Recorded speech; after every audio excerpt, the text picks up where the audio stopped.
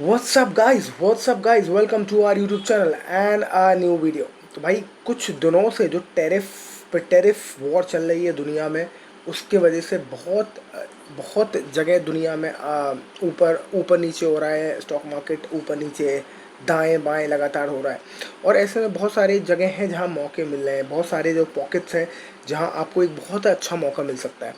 Specially अगर हम देखा जाए तो अगर मुझे रिसेंटली देखूं तो मुझे चाइना के बाज़ार में बहुत ही अच्छी अपॉर्चुनिटी मिल रही है। एक बात आप याद रखना कि चाइना पे अमेरिका ने बहुत मोटा टैरिफ लगाया हुआ है, राइट।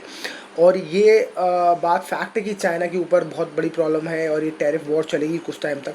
पर आप ये समझो कि टैरिफ वॉर जो भी होता है दुनिया में, जो भी कोई कोई टैरिफ वॉर होती है या कुछ भी होता है, ये ज़्यादातर इमोशनली होता है। और जो शेयर मार्केट है और जो पार्टिसिपेंट्स हैं, आप और हम, इसको रिस्पॉन्ड जो करते हैं बहुत इमोशनली करते हैं। इसकी वजह से क्या होता है कि जो स्टॉक मार्केट के जो फ्लक्चुएशंस हैं वो दबा के फ्लक्चुएशंस होते हैं, और यही वो मौके होते हैं जो आपको आइडेंटिफाई करने चाहिए। राइट नाउ मुझे चाइना के बाज़ार बहुत बढ़िया लग रहे हैं। आप देखोगे पिछले एक महीने में मेरे पास जो चार्ट खुला हुआ है, कहते हैं कि टेक्नोलॉजी के मामले में चाइना बहुत आगे है, और स्पेशली अमेरिका से भी आगे है। चाइना चाइना टेक्नोलॉजी के मामले में इसका एक और रीज़न ये भी है कि चाइना को कोई भी अगर चीज़ एक्सपेरिमेंट करनी होती है तो बहुत जल्दी एक्सपेरिमेंट कर सकता है, क्योंकि उनके पास रिसर्च के लिए, डेवलपमेंट के लिए जो पैसा है वो अच्छा है, अच्छा खासा वो इन्वेस्ट करते हैं। उनके पास लगातार वो लोग पैसा पुट करते रहते हैं मार्केट में, रिसर्च में, जिससे कि वहाँ के लोग खाली ना बैठे। तो कोशिश ये करती है वहाँ की सरकार की लगातार चाइना के जो लोग हैं वो लगातार कुछ ना कुछ करते रहें। तो अगर कोई काम नहीं है तो चाइना की गवर्नमेंट कोई ना कोई प्रोजेक्ट लॉन्च कर देती है, रियल स्टेट बिल्डिंग्स बनाना स्टार्ट कर देती है, और वहाँ के लोगों को एम्प्लॉय करती रहती है। इसीलिए इसकी वजह से, क्योंकि चाइना के लोग खाली ना बैठे और प्रोडक्टिव रहे, उसकी वजह से वहाँ रिसर्च एंड डेवलपमेंट बहुत ज़्यादा होता है। अगर आप देखो तो पिछले टेक्नोलॉजी के मामले में जो मैं कह रहा था कि टेक्नोलॉजी में कहते हैं कि चाइना अमेरिका से भी आगे है। अगर आप सामने देखो, मेरे सामने चार्ट है महक टेक का। महक टेक बेसिकली चाइना का टेक्नोलॉजी का एक इंडेक्स है, महक टेक, जिसको हम कहते हैं Mirae asset Hang Seng technology ETF। Full form इसका ये है। आपको ज़ीरोदा या किसी प्लेटफॉर्म पे महक टैप नाम से मिल जाएगा, मतलब कि MAHCKTEK, इस नाम से कोई तकरीबन होगा, आप ढूंढ लीजिएगा। तो बेसिकली ये है इंडेक्स ETF, जो कि टेक्नोलॉजी के स्टॉक्स होल्ड करता है चाइना के बाज़ार के, राइट। अब आप देखो तो महक टेक जो इनका ETF है, वो पिछले एक महीने 25% डाउन है। एक सबसे बड़ा रीज़न ये है कि IT और फार्मा सेक्टर्स पे तो तबाही मची हुई है। ऊपर से जो स्पेशली जो चाइना के ऊपर टैरिफ लगाया है, दुगना लगाना, ऑलमोस्ट 100% का टैरिफ, 100% से भी ज़्यादा का टैरिफ चाइना के ऊपर लगाया गया है। अब उसके वजह से जो बाज़ार है वो बहुत ज़्यादा इमोशनली बहुत ज़्यादा रिएक्ट कर रहा है। उसकी वजह से आप देखोगे तो वहाँ की ETF, जो महक टेक में बोल रहा हूँ, वो लगातार एक महीने में 25% नीचे गिरा है। अब आप ये सोचो कि मैं हमेशा बोलता हूँ कि ETF कंपैरेटिवली ज़्यादा बेटर होता है एज़ कम्पेयर टू स्टॉक्स, क्योंकि अगर आप इसका फ़ायदा उठाना चाहते हैं, लेवरेज नहीं, इसका फ़ायदा अगर आप उठाना चाहते हैं ETF में इन्वेस्ट करने का, तो ये आपके पास बहुत ही सुनहरा अवसर हो सकता है। क्योंकि 25% शेयर गिर सकता है, पर 25% ETF गिरना, यानी कि शेयर्स में तो चाइना की तबाही आ चुकी होगी। अब ETF नीचे गिर गया तो आपको बहुत ही अच्छे मौके पे ETF मिल रहा है। ऑलमोस्ट आप ये सोचो ETF को म्यूचुअल फंड की तरह होता है। 25% नीचे म्यूचुअल फंड गिर गया तो ऐसा तो है नहीं कि चाइना बैठा रहेगा। चाइना रेसिप्रोकेट करेगा, चाइना इसका जवाब देगा। चाइना ने बोला भी है कि हम इसका जवाब देंगे, कोई दिक्कत नहीं, तुम्हें जो करना है कर लो। ट्रम्प साहब से बोलेगी, ट्रम्प और tariff, T for Trump, T for tariff, तो वो तो खैर लग ही रहा है।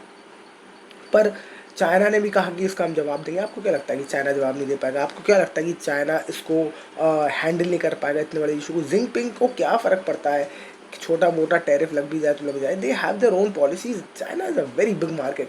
आप ये सोचो कि चाइना इसको हैंडल करने के लिए कुछ नहीं करेगा तो कोई बड़ी कोई नई स्कीम ला देगा जिसमें बोल रहे हैं चलो भाई ठीक है, कोई बात नहीं, तुम हमसे सर्विसेज नहीं ले रहे या हमारा सामान नहीं ले रहे, कोई बात नहीं, हम अपना सामान किसी और को बेच देंगे, या हम अपने पास सामान इंपोर्ट अभी रख लेंगे, स्टॉक रख लेंगे हम, कोई बात नहीं, हम पर अपनी जो लेबर है उसको कोई और काम पकड़ा देंगे। तो ऐसा नहीं होगा कि चाइना इसको हैंडल नहीं कर सकता। चाइना कुछ ना कुछ तरीका ढूंढ लेगा उसको हैंडल करने के लिए। और एक बार जब भी जिनपिंग ने कोई जवाब दिया और तगड़ा जवाब दिया या कोई नई स्कीम लेके आ गए जिनपिंग अपनी पॉपुलेशन को काम देने के लिए या ये सेंटीमेंट को ख़त्म करने के लिए, तो आप याद रखना कि ये वापस ईटीएफ आपको भागता हुआ दिखेगा। तो मुझे बेसिकली अभी चाइना के मार्केट में बड़ा इंटरेस्ट लग रहा है क्योंकि लगातार मार्केट गिर रहा है। इनफैक्ट मैंने, अगर आप देखो तो पिछले 2 दिन में दो बार ऐसा हुआ कि चाइना का मार्केट 14-15% ईटीएफ गिरा और उसके बाद वापस भी आ गया। तो मैंने तो उसमें उस टाइम पे ईटीएफ खरीदा और अगले दिन फिर बेचा और अगले दिन फिर खरीदा और अगले दिन फिर बेचा, क्योंकि एक दिन मार्केट गिर रहा था, अगले दिन वापस कम बैक मार रहा था बढ़िया, फिर एक दिन बहुत ज़्यादा मार्केट गिर रहा था, एक दिन वापस कम बैक मार रहा था।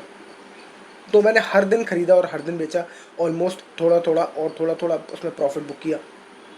अब आज मैं चाइना का मार्केट मैंने दोबारा ख़रीदा है। चाइना के मार्केट में खासकर महक टेक में मैंने इन्वेस्टमेंट किया है। हैंग सेंग बीज जो वहाँ का एक और ईटीएफ है, उसमें भी मैंने इन्वेस्ट किया है। तो आप ये चाइना के मार्केट में आप अपना एक्सपोजर ले सकते हैं। ये तो आप ये सोचो कि आपको ये मौका मिल जाएगा कि चाइना के मार्केट में आपको एंट्री का मौका मिल गया है, और इससे अच्छा मौका कहाँ कब मिलेगा। आप ये सोचो कि आप 25% डाउन पे मार्केट में घुस रहे हो, और अगर यहाँ से थोड़ा बहुत और भी गिरता है तो आपके पास हमेशा कैश तैयार होना चाहिए अपने पोजीशन को एवरेज करने के लिए, और जैसे ही मार्केट वापस आएगा आपको दोबारा आपको एग्जिट मिल जाएगा। ये हो सकता है, बहुत सारे लोग बोलेंगे कि जापान का मार्केट बहुत सालों साल एक लूप में रहा, एक रेंज में रहा, हो सकता है फंस जाए, और अगर मैं भी ऐसे घुस के फंस गया तो पॉसिबिलिटी है, बिल्कुल पॉसिबिलिटी है। पर आपको याद रखिए कि आपको बहुत ज़्यादा अपने पोर्टफोलियो का किसी भी एक मार्केट में नहीं घुसना है। अगर आप आईटी के इंडेक्स में घुसते हो तो भी एक लिमिटेड अमाउंट में घुसना है।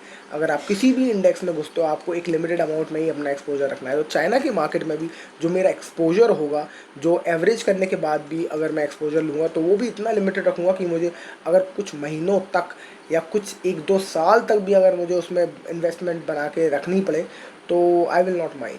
तो अगर आप इस तरीके से सोचते हो, इस तरीके से ट्रेडिंग लेके चलते हो कि भाई अगर 1-2 साल भी अगर मुझे मार्केट में रिकवरी नहीं आएगी तो मैं इसमें पोजीशन में आके बैठा रहूँगा, कोई दिक्कत नहीं। तो मेरा अगर इतना कैपिटल ही अलोकेट करना कि आपको बहुत ज़्यादा फ़र्क ना पड़े।